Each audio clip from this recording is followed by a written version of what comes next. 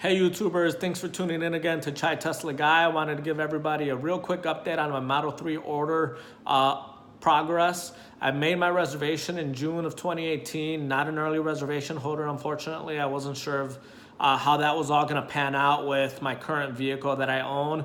I had just leased a Lexus IS on a 3-year lease when the reservations opened up. So I was reluctant to put my $1,000 deposit because I didn't have enough details on what was going on.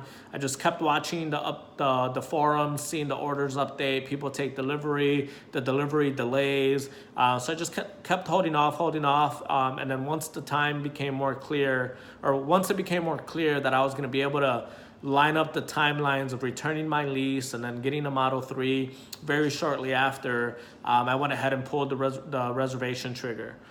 So I ordered early June, my reservation, $1,000 down payment. The floodgates opened on June 28th, so that was when I was able to process an order.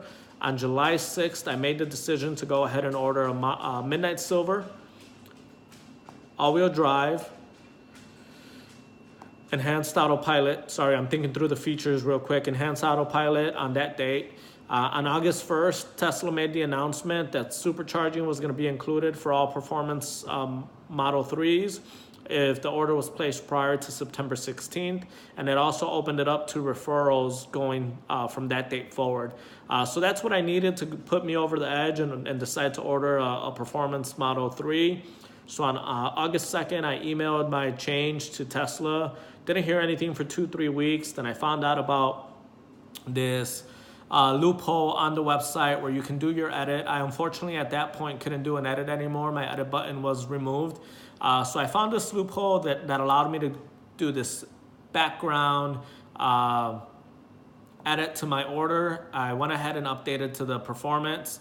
And then, within a couple days, I decided, you know what, if I'm going to go all in on performance, I'm going to go ahead and do the performance upgrade, so the extra $5,000, and I'm going to go ahead and go for the white interior. So I did that change on August 27th after all this was said and done. And lo and behold, 10 hours later, August 28th, I got a call from my delivery advisor saying that my vehicle had just finished production and was about to be loaded onto the truck to the delivery center in Illinois. Highland Park, Illinois actually is where I'll be taking delivery. So I've got delivery scheduled for September 17th. I'm really excited.